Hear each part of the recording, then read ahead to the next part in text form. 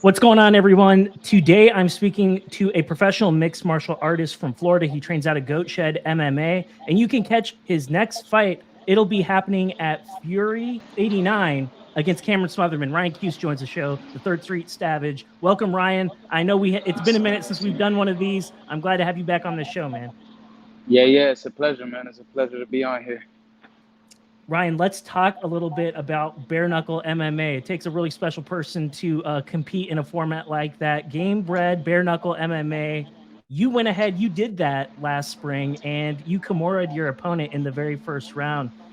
What an experience that was. I remember watching that performance. I was very impressed by you, but I wasn't surprised at the outcome. I figured you'd finish this guy in the very first round. What was that experience like competing in bare knuckle MMA for Jorge Masvidal?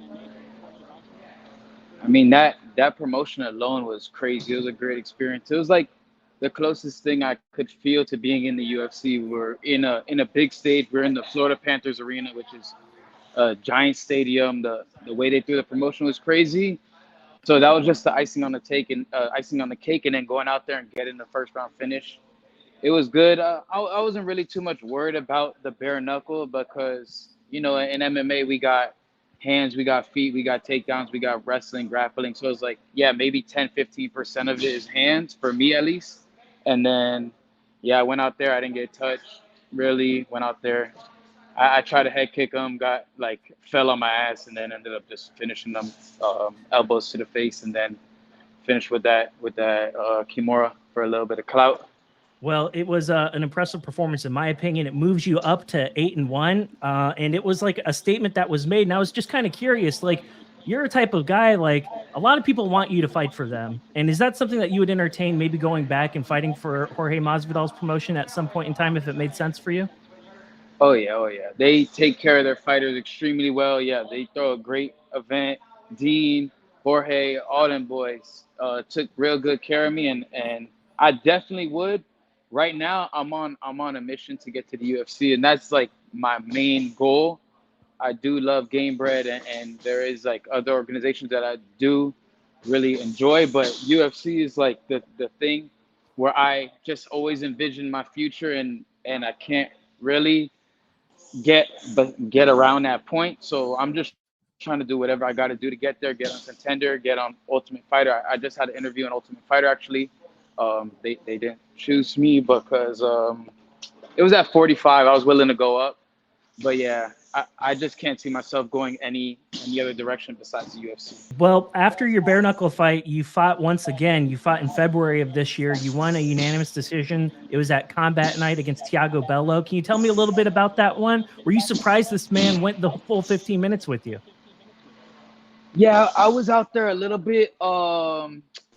I'm a showman, and I put on a show for everybody. But this fight, I just had in my head like, let me just go out there, get the win, and leave. None of my fans were. I was in the middle of Tallahassee in buttfuck nowhere. Like the only person that was there for me was my girl and my dad, and then obviously my coach. But like I, I'm a showman. When my people are out there, I'm gonna put on the show. I'm gonna pull out the ski mask. I'm gonna talk my shit. I still talk my shit, but I'm gonna try to do big slams, big punches, big exciting shit. But I was like, look, let me go out there. I ain't come out with no music, no nothing. I just wanted to get the fucking win, get the W, and then just leave. And it showed because I got the dub. I won every round, but I didn't try to entertain the masses.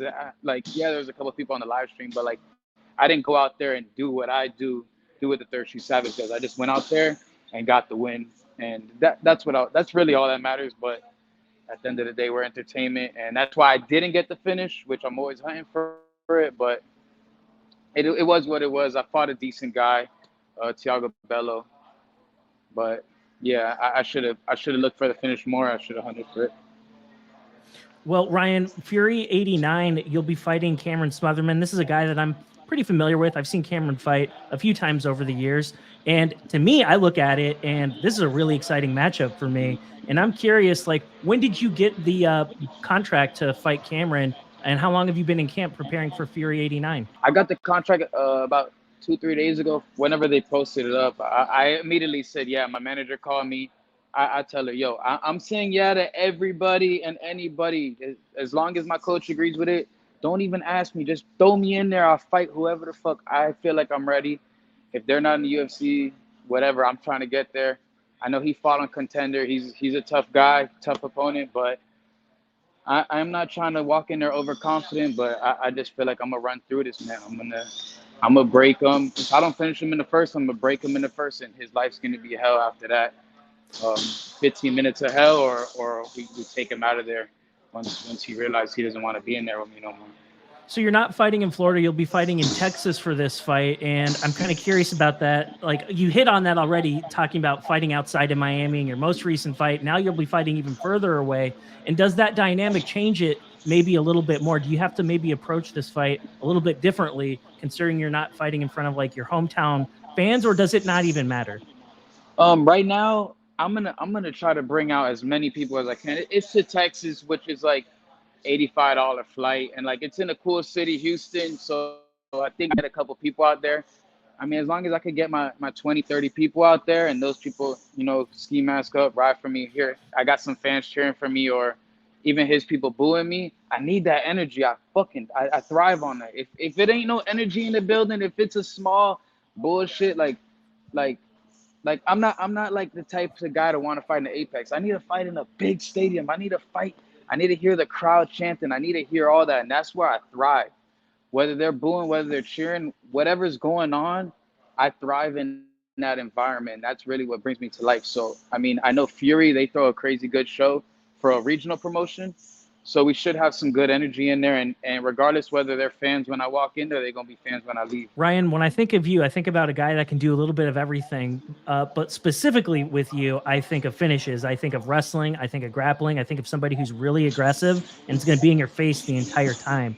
And when you like size up Smotherman, do you think like you have an advantage over him over in when it comes to wrestling and grappling? Do you think that you're the better wrestler and grappler than Smotherman? Oh, yeah. I watched his last performance, and he kind of got wrestle fucked the whole fight, and his opponent gassed out, exerted too much energy, and he took advantage, finished him with a knee. But that's the thing. I'm not getting a gas, and I'm not a dumb fighter. I'm not going to overexert myself. I'm going to fight strategically smart, and where I see, I'm going to explode. Where I don't see, I'm going to chill. But I set up everything. I don't over muscle. I don't. I guide my opponent into my traps. Whether he knows it or not, he's going to get trapped. And then that's where I look for the finish or the takedown or the big shot or the slam. But I'm not going to go out there and, even though I'm way stronger than him, I'm way bigger than him. Y'all can't see my back from the front, but I'm way stronger than this guy, way more athletic than this guy. Maybe he got a little bit of speed, he got a little bit of reach, but at the end of the day, this MMA is not boxing, it's not Muay Thai or whatever the fuck that shit works in. This MMA, and I'm gonna guide him into where I'm good at, and he's gonna try to survive as long as he could. Ryan, I've been watching your career for a number of years. I've been watching you fight going back to your Titan FC days. So you're a guy that I'm really familiar with. I've watched most of your fights over the years. But for a lot of people out there, this is going to be their very first time seeing you perform at Fury 89 Fight Pass promotion. It's a different market because you'll be fighting in Texas this time. For people who have never seen Ryan Kuse fight, what are they about to witness when you perform here in a few weeks? I mean, more than just savagery. I'm the Third Street Savage, and I like to show that savagery in the fight. I'm gonna show my technical ability. I've leveled up, even from that last fight. That was a couple weeks ago, maybe a month ago or two. I've leveled up so much from then. Like my sparrings in the gym are crazy. I'm in the gym right now. I'm in the gym all day, every day. Like I'm just leveling up, like at a rate that these guys can't compete with.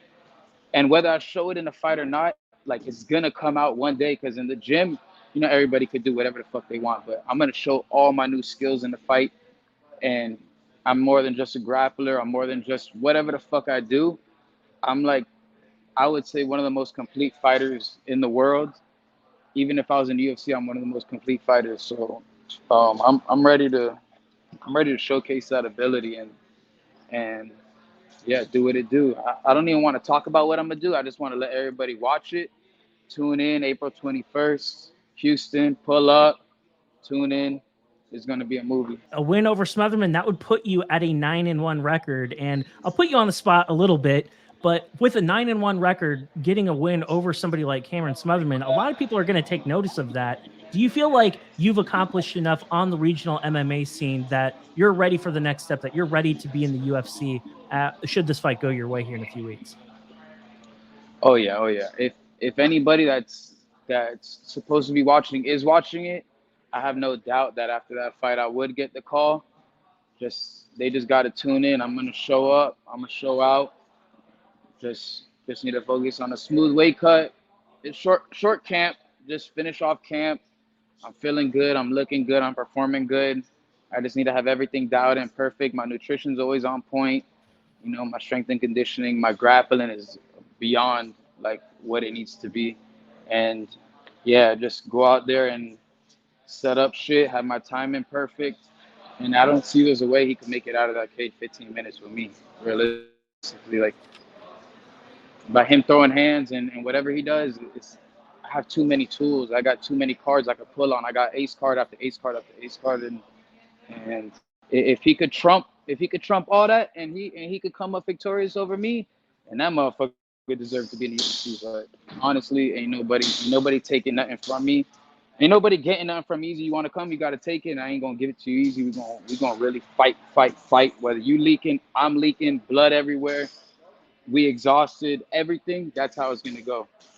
Well, ladies and gentlemen, make sure you tune in Fury 89. That'll be on UFC Fight Pass between two high-level, really talented fighters. I will be tuning in. You should as well. Ryan, I want to give you the mic. If you had anything you wanted to say or anyone that you wanted to thank before I let you go, let's do it. Yeah, I'll give a shout out to my coach, Asim Zaidi. He's literally the GOAT, greatest coach of all time.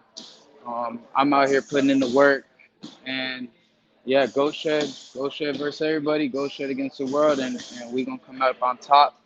Train too hard, train too smart. A lot of people out here training hard, they're not training smart, and I'm leveling up at a crazy rate where I want all y'all to tune in. I want to show the world what I could do. Well, Ryan, I appreciate your time today, sir, and I look forward to having you back on the program very soon. Thank you for your time and best of skill at Fury 89. Third Street, baby. Threes up till I freeze up.